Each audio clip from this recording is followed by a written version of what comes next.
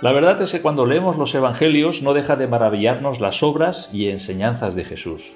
Yo creo que por más veces que leamos los Evangelios, somos bendecidos, somos refrescados viendo cómo Jesús anduvo en este mundo, de qué manera trataba a las personas, de qué manera impartía las enseñanzas, cómo sanaba a los enfermos, cómo enseñaba a sus discípulos y los preparaba para el día de mañana, pues que ellos pudieran ser portadores de ese mensaje. Y vemos a Jesús en los Evangelios principalmente como Emmanuel, ¿verdad? Que significa Dios con nosotros. Vemos al mismo Dios eterno, humanado, viviendo entre los hombres. Los Evangelios manifiestan de una forma evidente la deidad del Señor Jesucristo. Negar esta enseñanza de las Escrituras no manifiesta otra cosa sino una ceguera espiritual. Porque Jesús se revela a sí mismo como el Hijo de Dios, como Dios mismo, como el Mesías, como el Mesías prometido, el ungido del Señor, y lo vemos a lo largo de todos los Evangelios. Este milagro que Jesús hizo de alimentar a una multitud, multiplicando los 5 panes y los 2 peces, los encontramos narrado en los 4 Evangelios. Cada uno de los evangelistas escribió este milagro. Esto nos muestra que fue un hecho verdaderamente significativo. Y fue el preludio, ¿vale? Este milagro de alimentar a la multitud fue el preludio de una conversación que Jesús tuvo con los discípulos después, con los discípulos, con los judíos también, en la sinagoga en Capernaum, que es la segunda parte del pasaje que hemos leído. Y en medio nos hemos saltado la porción donde Jesús, después de alimentar a los 5.000, envía a sus discípulos que regresen con la barca, y se desató una gran tormenta y Jesús vino a ellos caminando sobre el mar. Hemos saltado esta porción, pero nos vamos a centrar primero en la alimentación de los 5.000 y después en esa conversación que Jesús tuvo en la sinagoga en Capernaum. Esta segunda parte no aparece en todos los evangelios, es curioso. Solamente lo vemos en el Evangelio de Juan. Si no fuera por el Evangelio de Juan no sabríamos qué pasó al día siguiente después de que Jesús alimentara a aquella multitud. Cuando leemos este pasaje en Juan da la impresión de que Jesús subió al monte, a un lugar donde había mucha hierba y se congregó mucha gente y allí vino y de repente Jesús pues quiso alimentarles. Cuando leemos los otros evangelios nos damos cuenta de que no fue así. Es cierto de que él subió al monte, de hecho estaba buscando un lugar tranquilo. Estaba buscando un lugar tranquilo por 2 cosas. En primer lugar, él se había enterado de que Juan el Bautista había sido ejecutado por Herodes. Y luego también aquellos discípulos que envió de 2 en 2, pues habían regresado gozosos de cómo el Señor los usó. Y entonces él cogió a sus discípulos y los llevó a un lugar desierto aparte para estar con ellos. Evidentemente no les fue posible, porque allí donde Jesús llegó con sus discípulos vino una gran multitud. Nos habla de 5.000 hombres, y si contamos pues mujeres y niños, era una gran multitud verdaderamente que vino a Jesús. Cuando lo miramos en el Evangelio de Marcos, en el capítulo 6, 34, nos dice que Jesús estuvo enseñándoles muchas cosas. O sea que aquí en Juan vemos que vino la gente y que Jesús quiso alimentarles, pero no es el cuadro completo. El cuadro completo lo tenemos entre los 4 evangelios. Marcos nos dice que Jesús estuvo enseñándoles muchas cosas.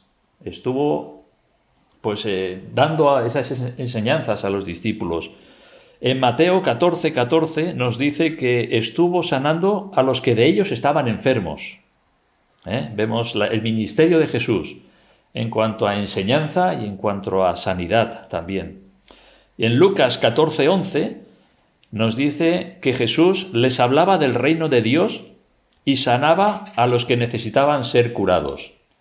Así que vemos que fue no un picnic donde Jesús quiso alimentar a una multitud, sino donde Jesús estaba ministrando verdaderamente a una multitud de personas, enseñándoles acerca del reino de Dios y sanando a aquellos que necesitaban ser curados.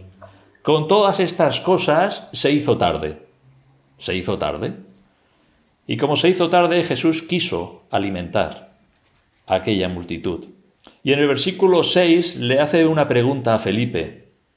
y le preguntó a Felipe, uno de sus discípulos, ¿de dónde compraremos pan para que coman estos? Interesante pregunta, ¿verdad?, que le hizo el Señor a Felipe. ¿De dónde compraremos pan para que coman estos?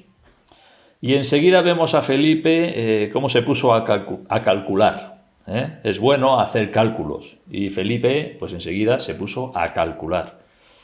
Es bueno, pues, calcular las cosas, ¿verdad? Cuando hay una pareja que quiere casarse y está pensando en el día de la boda, pues calcula cuántos invitados quiere tener o puede tener y los gastos que ello va a representar y hace unos cálculos, ¿verdad?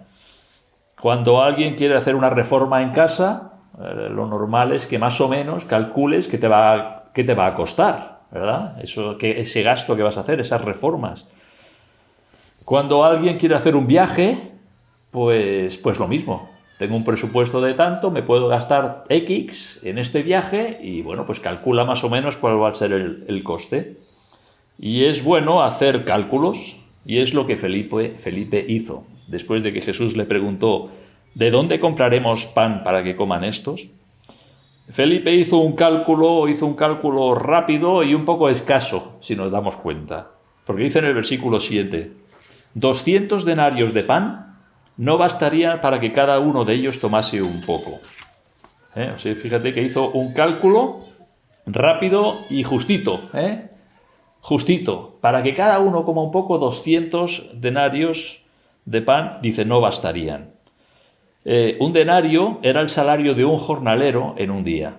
O sea, verdaderamente era mucho dinero para alimentar a toda aquella multitud. Y Jesús le hizo esa pregunta a Felipe no porque no supiese lo que tenía que hacer. Esto es evidente para nosotros. No es que Jesús no supiese cómo lo tenía que hacer, sino que lo hizo para probar a Felipe.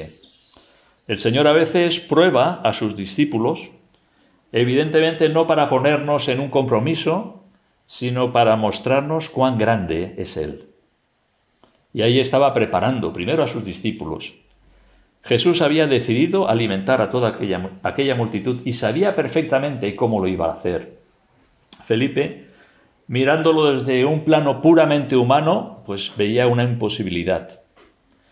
Después encontramos a otro discípulo, llamado Andrés, que presentó otra alternativa. No presentó los 200 denarios de pan, presentó otra alternativa.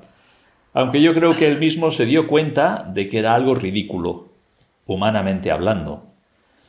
Dice en el versículo 9, aquí está un muchacho que tiene 5 panes de cebada y 2 pececillos, mas ¿qué es esto para tantos? Evidentemente él presentó esta otra posibilidad, pero evidentemente también vemos por esa pregunta, ¿qué es esto para tantos? Señor, no alcanza. Con lo que tenemos, no alcanza. 5 panes de cebada y 2 pececillos que tenía un muchacho. Por cierto, un muchacho que estuvo dispuesto a presentarlos y a ofrecerlos al Señor. Esto es lo que tengo, Señor. Pero vemos que si los 200 denarios de Felipe eran justitos para alimentar a aquella multitud, aquellos 5 panes y 2 peces también lo eran. Y es precisamente en esas circunstancias en donde lo que parece que es imposible, donde Dios más se glorifica. Como dice aquel corito, no hay imposible para Dios. Y es lo que el Señor quería mostrar a sus discípulos y hacer un milagro en presencia o delante de toda aquella multitud, mostrando su gloria. Dios tiene todo el poder para hacer todo aquello que se propone de la forma que Él decide y cuando Él quiere. Esto es una realidad. Y lo vemos a lo largo del ministerio de Jesús en los Evangelios. Todo lo que Él quiso hacer, lo hizo como Él quiso. Así sanó a ciegos, así levantó a los cojos, así resucitó muertos y así hizo tantas cosas. Cuando Él decidía manifestar su gloria, pues lo hacía, con todo el poder que en Él hay. Sabemos lo que aconteció a continuación, cómo verdaderamente Jesús mostró su gloria al multiplicar de tal manera milagrosamente aquellos 5 panes y aquellos 2 peces.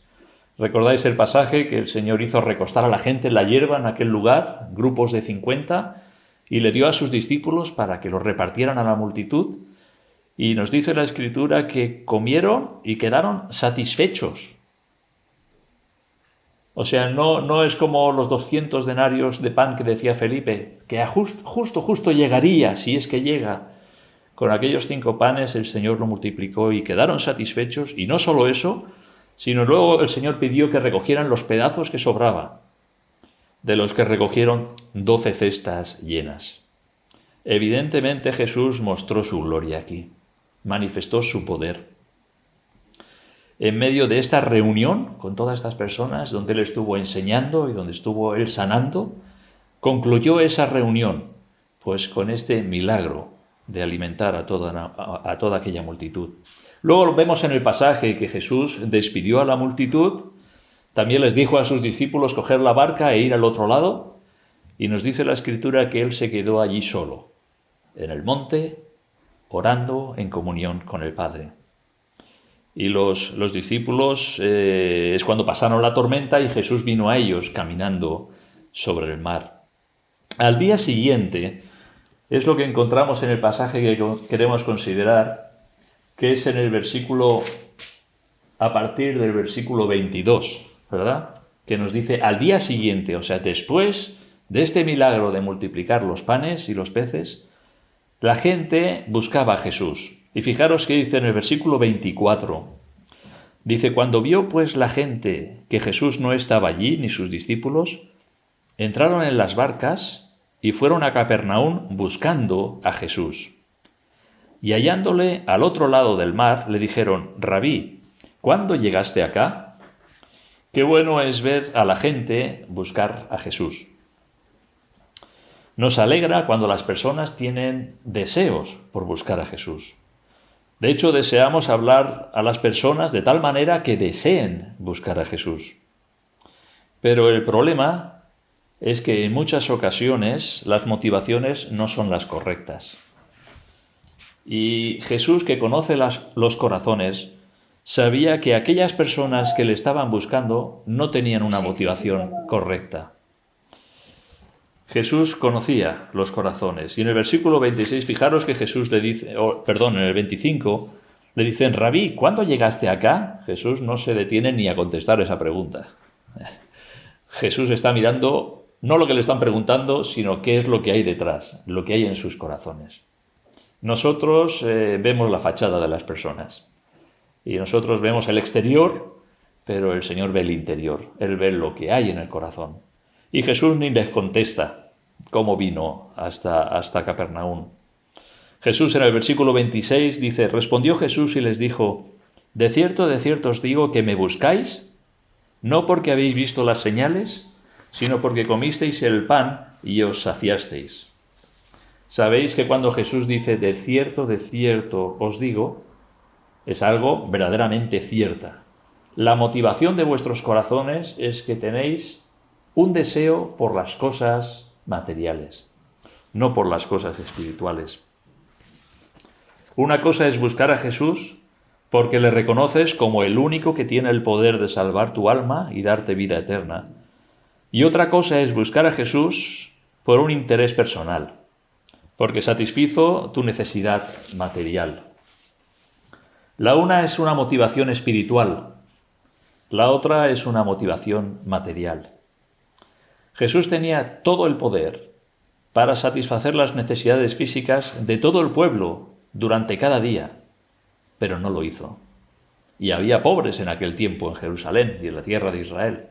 Tan solo vemos en 2 ocasiones donde Jesús decidió, en su soberanía, en su voluntad, alimentar a la multitud. Esta ocasión que alimentó a 5.000 hombres y otra que luego nos habla también en el Evangelio que alimentó a 4.000 hombres.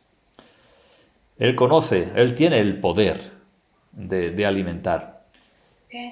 Pero no lo hizo. Lo hizo en estas 2 ocasiones y nada más. Pero lo que sí está dispuesto Jesús a hacer todos los días es a satisfacer todas las necesidades espirituales de cuantos le busquen como Salvador. Ahí sí que está dispuesto el Señor a satisfacer todos los días a cuantos vengan a Él. con verdadero deseo en sus corazones. En el versículo 27 les dice Jesús: trabajad, no por la comida que perece, sino por la comida que a vida eterna permanece, la cual el Hijo del Hombre os dará, porque a éste señaló Dios el Padre. La comida que perece es aquella que alimenta nuestros cuerpos, es algo temporal, es algo pasajero. No nos está diciendo, evidentemente, que no trabajemos para suplir nuestras necesidades físicas. Pues sabemos lo que dijo Pablo, ¿verdad? El que no quiera trabajar, que tampoco coma. No nos está diciendo eso. Nos está diciendo que hay algo mucho más importante, valioso y duradero, y es la comida que a vida eterna permanece. No es lo físico, es lo espiritual. No es lo temporal, es lo eterno. Y es lo que Jesús trata de enseñar en aquella conversación en la sinagoga en Capernaum. Es evidente que aquello que no podemos ver es mucho más glorioso que aquello que vemos. Este trabajad, evidentemente, no significa que tienen que trabajar para su salvación. No se puede alcanzar la salvación trabajando. No es por las obras. Ni que trabajemos los 7 días de la semana, los 365 días del año durante toda nuestra vida, vamos a poder obtener el perdón de nuestros pecados y la vida eterna. Lo que Jesús les dice es trabajar, es que ellos debían de tener una fe activa, una fe que busca, una fe que se interesa por las cosas espirituales. Y Jesús sabía que ellos lo que buscaban era un alimento físico, temporal, que satisfaciera sus necesidades naturales. Fijémonos que Jesús dice que esa comida espiritual nos es dada por Él. O sea, no es algo que nosotros trabajamos para obtenerla. Sí es cierto que debemos de ejercer una fe que busca, ¿verdad? Que busca a Dios, que tiene interés por las cosas espirituales. Pero Él es esa comida espiritual que nos es dada por Él mismo. Como nos dice al final del versículo, fijaros, dice: trabajad no por la comida que perece, sino por la comida que a vida eterna permanece, la cual el Hijo del Hombre os dará, porque a éste señaló Dios el Padre. Es algo que el Señor provee, no es fruto de nuestro trabajo, de nuestro esfuerzo, nuestras obras, es algo que el Señor en su gracia nos concede, porque a éste ha señalado o señaló Dios el Padre. Es por medio de Cristo que los graneros celestiales son abiertos para satisfacer nuestras almas. La gracia abundante de Dios está disponible en Cristo. En el versículo 28 dice: entonces le dijeron: ¿qué debemos hacer para poner en práctica las obras de Dios? Buena pregunta, ¿verdad? ¿Qué debemos hacer para poner en práctica las obras de Dios? Al pueblo de Israel le había sido entregada la ley. Ellos sabían perfectamente cuál era la voluntad de Dios. La ley de Dios refleja el carácter de Dios y nos muestra su voluntad. Pero hacía muchos años que el pueblo de Israel se quedó con la letra y olvidó el espíritu de la ley. Dios quería el corazón de su pueblo y ellos le ofrecían carneros, sacrificios y holocaustos. Pero sus corazones estaban bien lejos de Dios. Hasta el punto que recordáis aquel pasaje en Malaquías que el Señor dice: hastiado estoy de vuestros sacrificios. No hacéis nada más que ofrecer cosa, pero vuestro corazón no está en ello. Este pueblo de labios me honra, mas su corazón está lejos de mí. Y ellos lo que buscaban es por medio de esos rituales, pues continuar tratando de agradar a Dios, pero sus corazones estaban muy lejos. Y esto es algo pues para que nosotros también meditemos.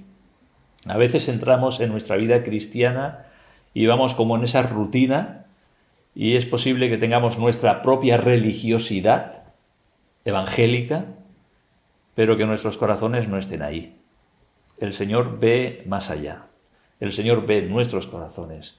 Y sabe si nuestras vidas simplemente son una religiosidad externa, porque siempre lo he hecho y porque tengo que seguir haciéndolo y porque qué van a decir si no lo hago, o si realmente hay un verdadero sentir y deseo del corazón. Y es algo para que nosotros podamos examinarnos también.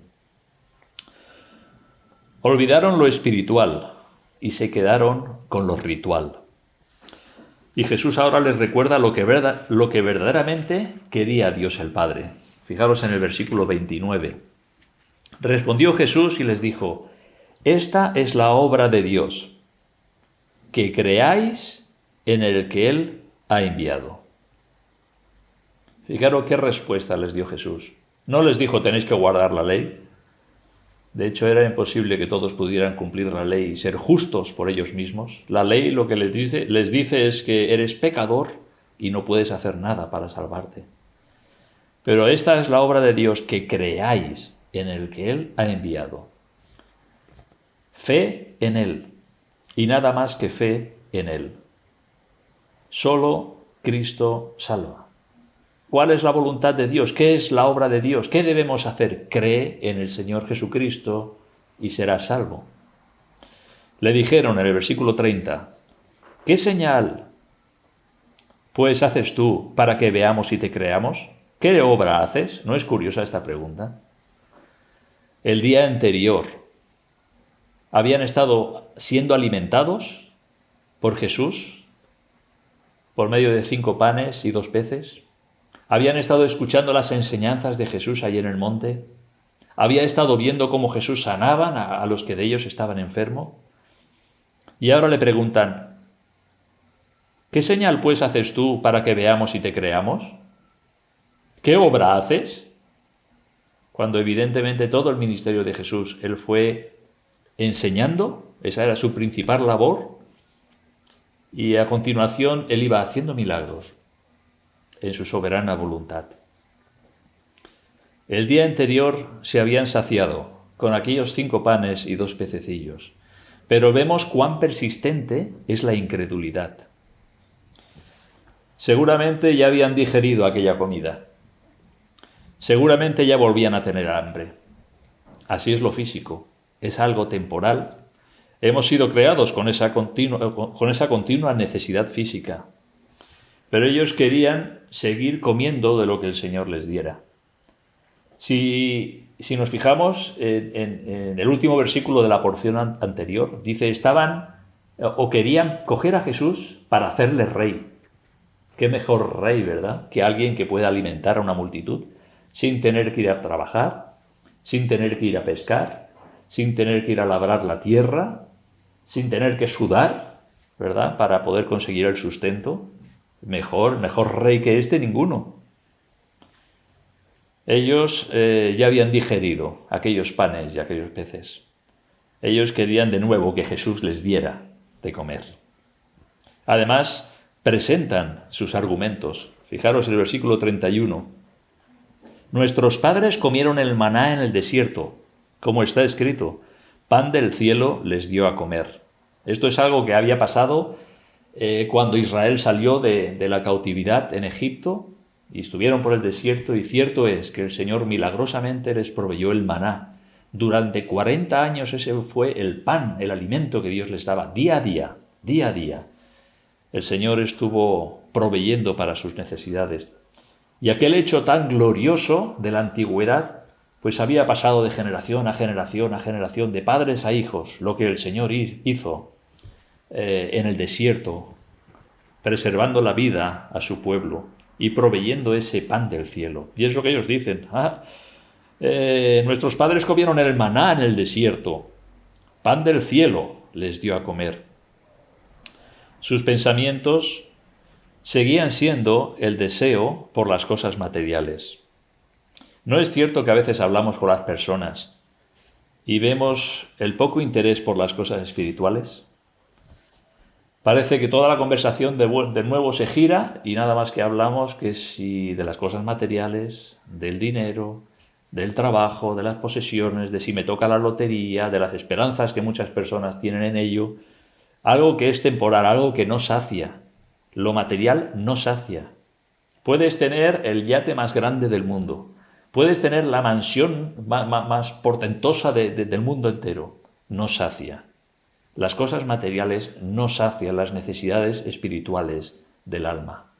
Y eso lo sabemos. Ha habido testimonios de personas que lo han tenido todo en cuanto a cosas materiales, pero han tenido escasez de las cosas espirituales, porque no han satisfecho correctamente sus almas. Ellos querían que el Señor les llenara las neveras, podríamos decir. Señor, ¿por qué no vuelves otra vez a multiplicar más pan? Y mañana volvemos otra vez y nos vuelves a dar pan. Y Señor, ¿y por qué no nos das y nos alimentas? Y fíjate qué bien, ¿verdad? Ellos estaban con las cosas materiales, temporales. Hay un versículo en las Escrituras, dice, cuyo Dios es el vientre, ¿verdad? Llenar sus vientres. Las cosas materiales solamente es lo que le preocupaba. Jesús, el versículo 32, les dijo, de cierto os digo, no os dio Moisés el pan del cielo, mas mi Padre os da el verdadero pan del cielo. Porque el pan de Dios es aquel que descendió del cielo y da vida al mundo. Dios Padre es quien provee el verdadero pan del cielo en la persona de Jesús. Ese pan es el que da vida al mundo. Jesús es el pan de vida que descendió del cielo. No es un pan que tenemos que esperar cada día, es un pan que el Señor ha provisto y que satisface las necesidades del alma, las necesidades más profundas del alma. Versículo 34, os daréis cuenta cómo ellos siguen otra vez con lo mismo. Señor, danos siempre este pan. ¿Qué pan es el que pedían? Evidentemente no era el espiritual, era el físico. Señor, danos siempre de este pan. Es lo mismo que cuando Jesús habló con la mujer samaritana, ¿recordáis? En el capítulo 4 del Evangelio de Juan, donde Jesús le dijo a aquella mujer, el que bebiere de este agua volverá a tener sed, mas el que bebiere del agua que yo le daré no tendrá sed jamás. ¿Y qué le dijo la samaritana? Señor, dame esa agua para que no tenga yo sed ni venga aquí a sacarla. También estaba mirando las cosas desde un plano puramente natural, físico, temporal. No se daba cuenta que lo que Jesús les estaba ofreciendo era ese agua espiritual. En el versículo 35, Jesús les dijo, yo soy el pan de vida. El que a mí viene nunca tendrá hambre, y el que en mí cree no tendrá sed jamás. Jesús se presenta a sí mismo como el pan de vida, que satisface las necesidades espirituales. La más grande necesidad precisamente del ser humano es la falta de vida espiritual. Esa es la más grande y tremenda necesidad que tiene todo ser humano, la falta de vida espiritual. Y Jesús se ofrece, yo soy el pan de vida, el que a mí viene no tendrá hambre y el que en mí cree no tendrá sed jamás. Esto habla de que realmente, como dice aquel himno, solo Cristo satisface. Nuestras almas solo pueden quedar satisfechas en Él. Hasta que una persona no es consciente de esa gran necesidad, no viene a Cristo con fe. Versículo 36. Mas os he dicho que aunque me habéis visto, no creéis. No es la vista lo que salva, sino la fe. Bienaventurados los que no vieron y creyeron, dijo Jesús. La fe en Él. Ellos estaban viendo a Jesús con sus propios ojos. Ellos habían comido de aquel pan multiplicado milagrosamente, pero no creían en Él. El Señor sabía lo que había en sus corazones y sabían por qué lo estaban buscando. Versículo del 38 al 40. Perdón, me he saltado el 37. Dice, todo lo que el Padre me da, vendrá a mí, y el que a mí viene, no le echo fuera. Este es uno de esos versículos que nos habla de la soberanía de Dios en la salvación, pero que no anula la responsabilidad del ser humano de venir a Jesús. No hay nadie que quiera verdaderamente ser salvo, que busque a Dios con todo el corazón y que el Señor no le salve. De la misma forma que no hay nadie que desee serlo sin la obra de Dios en el corazón. Hermanos, tenemos que entender que el deseo de buscar a Dios viene de Dios mismo. Él es el que pone el deseo en nuestros corazones para buscarle. Y el que busca, nos dice la Escritura, halla, ¿verdad? Versículos del 38 al 40. Porque he descendido del cielo no para hacer mi voluntad, sino la voluntad del que me envió. Y esta es la voluntad del Padre, el que me envió, que de todo el que me diere no pierda yo nada, sino que lo resucite en el día postrero. Y esta es la voluntad del que me ha enviado, que todo aquel que ve al Hijo y cree en él, tenga vida eterna, y yo le resucitaré en el día postrero. 3 versículos, y en los 3 versículos, en cada uno de ellos, nos habla de la voluntad de Dios, de la voluntad del Padre. Jesús era su prioridad en su vida y ministerio, hacer la voluntad del Padre.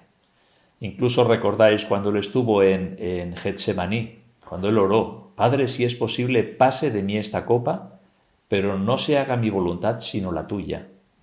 Y esto debiera estar incorporado en todas nuestras oraciones. Nosotros podemos pedir al Señor los deseos de nuestro corazón, pero al final decir, Señor, no se haga mi voluntad, sino la tuya. Y sujetarnos a la voluntad del Padre. Eso es lo que Jesús nos enseñó verdaderamente en su vida.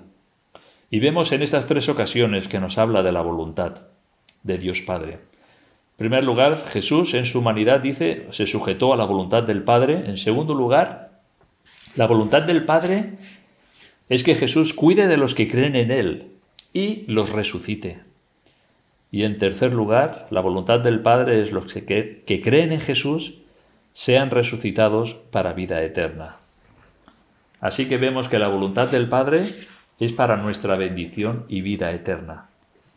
Y ni la muerte podrá separarnos, como dice Romanos capítulo 8, del amor de Dios, que es en Cristo Jesús, Señor nuestro. Estos son los beneficios del pan de vida que descendió del cielo. ¿Quieres tú ese pan? Ese pan se consigue con arrepentimiento de corazón, con un deseo sincero de cambiar tu vida, de volverte a Él y con fe en el Señor Jesucristo. Es la única forma en que puedes tomar ese pan, que es Cristo y que provee salvación y vida eterna. Versículo 41 y 42. Murmuraban entonces de los judíos, porque había dicho, yo soy el pan que descendió del cielo. Y decían, ¿no es este Jesús el hijo de José, cuyo padre y madre nosotros conocemos? ¿Cómo pues dice este, del cielo he descendido? Evidentemente ellos estaban ignorando voluntariamente la deidad del Señor Jesucristo. No lo estaban viendo. Jesús estaba todo el rato hablando que había sido enviado de parte de Dios Padre. Y vemos como ellos eso hacen oídos sordos. Dice, ¿cómo dice este que descendió del cielo? ¿No es el hijo del carpintero? ¿No conocemos a su padre? ¿No conocemos a su madre? ¿A sus hermanos? ¿No es de Nazaret? ¿Cómo dice que ha descendido del cielo? Jesús acaba de presentarse ante ellos como el pan de vida que descendió del cielo, como aquel que ha sido enviado por Dios mismo. Y ellos siguen viendo a Jesús como el hijo del carpintero. Negar la deidad de Jesús es rechazar la gracia de Dios. Cualquier persona que niega la deidad de Jesús está rechazando la gracia de Dios. Y viene a mi mente los testigos de Jehová, ¿verdad? Ellos niegan la deidad de Jesús. Por lo tanto, están rechazando la gracia de Dios. Jamás podrán llegar a la salvación que es en Cristo si Jesús no es Dios. Y ahora Jesús les da una enseñanza clara de quién es Él. Fijaros en estos próximos versículos que vamos a leer del 43 al 51, cómo Jesús condensa toda esa enseñanza y les muestra claramente quién es Él y para qué ha venido a este mundo. Versículo 43. Jesús respondió y les dijo, no murmuréis entre vosotros, ninguno puede venir a mí, si el Padre que me envió no lo trajere. ¿Lo veis? Aquí lo que he mencionado de que Dios es el que pone el deseo en el corazón por buscarle. Ninguno puede venir a mí si el Padre que me envió no le trajere. y yo le resucitaré en el día postrero. Escrito está en los profetas, y serán todos enseñados por Dios, así que todo aquel que oyó al Padre y aprendió de él, viene a mí.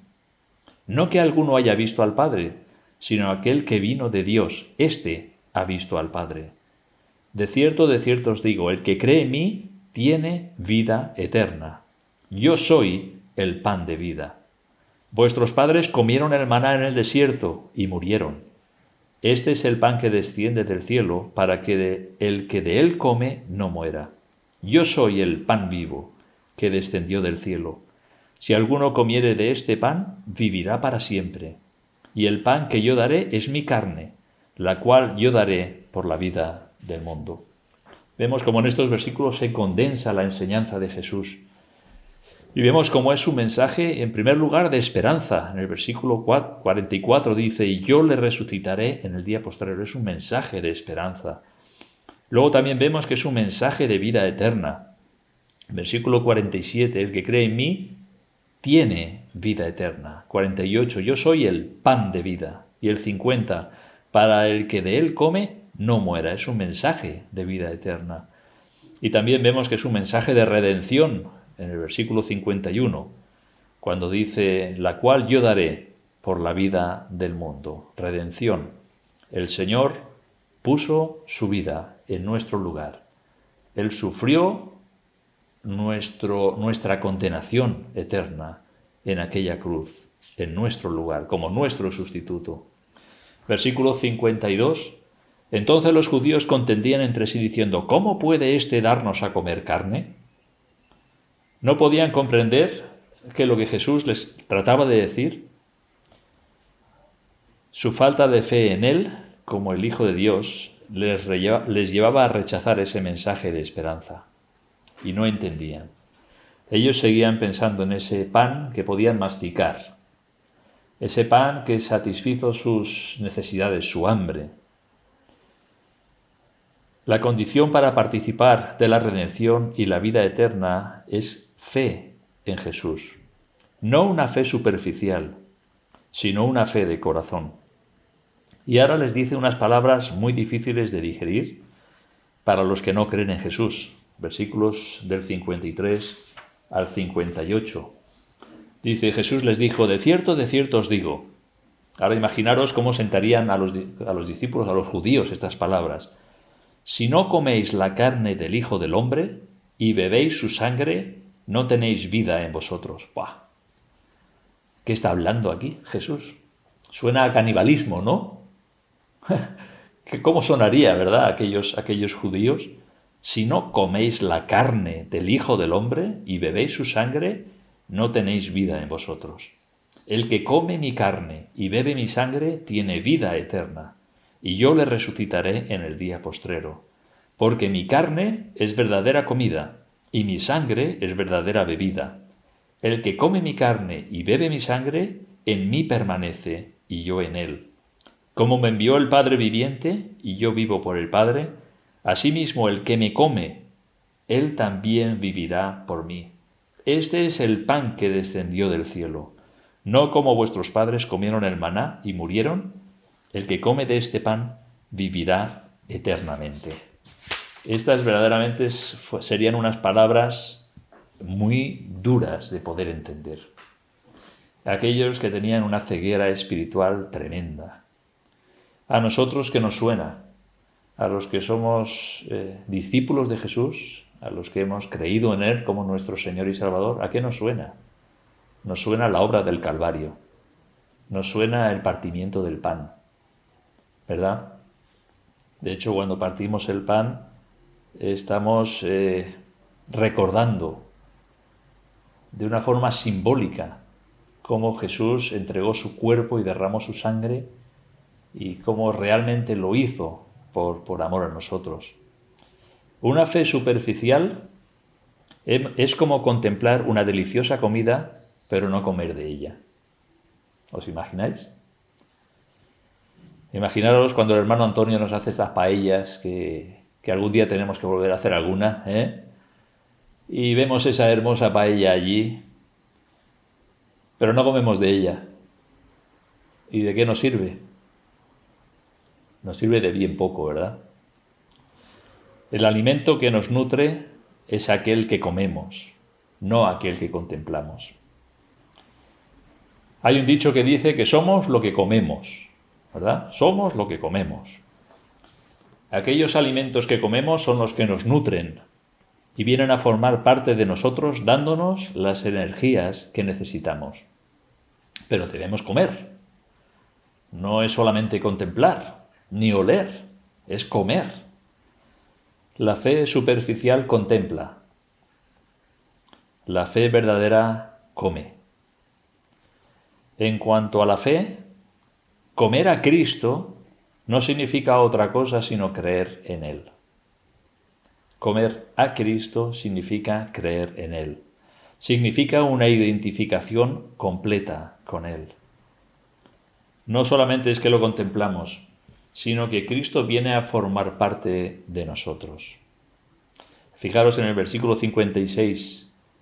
El que come mi carne y bebe mi sangre, en mí permanece y yo en él. En cierto sentido, cada una de nuestras células tiene la persona de Jesús en nosotros. Evidentemente esto es en un plano espiritual. Pero es esa identificación total con el Señor Jesucristo. No nos convertimos parcialmente. No venimos al Señor para que nos salve parcialmente. Señor, me salva los domingos y de lunes a sábado yo hago lo que quiero. No. El Señor nos salva totalmente, completamente. De la misma forma nosotros debemos de entregarnos al Señor con esa misma intensidad, completamente. Jesús no llegó a la cruz y casi murió. No, Jesús murió completamente. Hasta el punto que él dijo, consumado es, y entregó el Espíritu. ¿Verdad? El comer de la carne y beber de la sangre nos identifica con Jesús, y eso es en cuanto a la fe. Por eso cuando partimos el pan estamos recordando ese hecho espiritual, ese hecho tan glorioso, de que verdaderamente Jesús murió para que Él fuera nuestro Salvador, nuestro sustituto. Él fuera el que proveyera la necesidad de nuestras almas de salvación y vida eterna.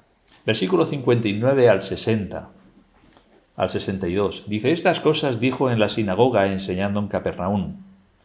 Al oírlas, muchos de sus discípulos dijeron, dura es esta palabra, ¿quién la puede oír? Sabiendo Jesús en sí mismo que sus discípulos murmuraban de esto, les dijo, ¿esto os ofende? Pues ¿qué si vierais al Hijo del Hombre subir donde estaba primero? Aquí vemos, dura es esta palabra. El que come mi carne y bebe mi sangre, dura es esta palabra. Ellos no podían entender, no acababan de comprender. Y además dice, muchos de sus discípulos. Fijaros que dice, muchos de sus discípulos. No todos los discípulos de Jesús eran verdaderamente discípulos o salvos verdaderamente. Dura es esta palabra, ¿quién la puede oír? Verdaderamente estos discípulos no eran creyentes, eran solamente seguidores de Jesús. No estaban dispuestos a creer en Él. No estaban dispuestos a reconocerlo como el Hijo de Dios. No estaban dispuestos a comer su carne y beber su sangre. No estaban dispuestos a identificarse con Él. Y el versículo 63 dice, el Espíritu es el que da vida, la carne para nada aprovecha. Las palabras que yo os he hablado son espíritu y son vida. Este es el versículo clave para entender toda la enseñanza de Jesús. Jesús les ha estado hablando en un sentido espiritual. Fijaros, la carne para nada aprovecha. Las palabras que yo os he hablado son espíritu y son vida. Versículos 64 al 66. Pero hay algunos de vosotros que no creen, porque Jesús sabía desde el principio quiénes eran los que no creían y quién le había de entregar. Y dijo, por eso os he dicho que ninguno puede venir a mí si no le fuere dado del Padre. Desde entonces, muchos de sus discípulos volvieron atrás y ya no andaban con él. ¿Os dais cuenta? Muchos de sus discípulos volvieron atrás y ya no andaban con él. No eran verdaderamente discípulos que se habían identificado con el Señor Jesucristo. ¿Qué es lo que Jesús hizo aquí? Pues parece que hizo una limpieza. Parece que hizo una limpieza. Toda esta multitud que me sigue lo que quiere es llenar su vientre. No quieren reconocerle a Él como el Hijo de Dios, como el pan que descendió del cielo. Y Jesús hizo una limpieza aquí. Seguramente que si alguien, sobre todo de estos que enseñan métodos evangelísticos, suspendería a Jesús aquí. Le diría: has suspendido el examen, porque no has conseguido que las personas te sigan. Jesús no estaba en absoluto interesado en que las multitudes le siguieran, en absoluto. Jesús estaba interesado en compartir ese mensaje de vida y esperanza que se encuentra solo en Él. Y le suspendería, fíjate. Ya no vienen, ya se han apartado de ti. Fijaros hasta qué punto. En el versículo 67. Dijo entonces Jesús a los 12: ¿queréis acaso iros también vosotros? Fijaros hasta qué punto muchos de sus discípulos se volvieron atrás y ya no seguían a Jesús. Y Jesús no fue tras ellos. Jesús presenta el mensaje y espera que haya una reacción en el corazón y que las personas le busquen con verdadero sentido, con verdadero deseo y con sincero deseo de sus corazones. Y Pedro aquí responde unas palabras preciosas, que esto sí que evidencian a los verdaderos discípulos. Le respondió Simón Pedro: Señor, ¿a quién iremos? Tú tienes palabras de vida eterna, y nosotros hemos creído y conocemos que tú eres el Cristo, el Hijo del Dios viviente. Esta era la fe de aquellos discípulos más íntimos de Jesús. Ellos verdaderamente habían creído en Jesús como el Hijo de Dios. Jesús, al final del pasaje dice: Jesús le respondió: ¿no os he escogido yo a vosotros los 12 y uno de vosotros es diablo? Hablaba de Judas Iscariote, hijo de Simón, porque este era el que le iba a entregar y era uno de los 12. Y aquí vemos el final de esta historia. En primer lugar, cómo Jesús milagrosamente alimentó a una multitud. Al día siguiente, cómo le buscaban, con el deseo de que continuara satisfaciendo sus deseos materiales, físicos, temporales. Cómo Jesús se presenta a ellos como el pan del cielo, como el pan de Dios, como el pan de vida. Y además varias veces en el pasaje hemos visto que promete: y yo le resucitaré en el día postrero.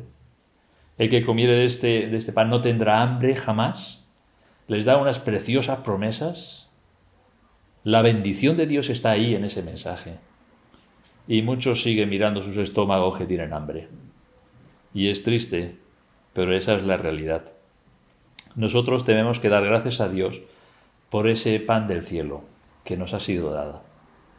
Por ese nuestro Señor que dio su vida en nuestro lugar y que por medio de su Espíritu Santo ha abierto nuestros corazones para poder comer, para poder creer en el Señor Jesucristo como nuestro único y suficiente Salvador. No debemos de estar interesados en las multitudes, debemos estar interesados como Jesús en presentar el Evangelio con claridad y compartir con otras personas aquello que ha satisfecho nuestras almas. Compartir con otras personas ese pan del cielo, ese pan de vida.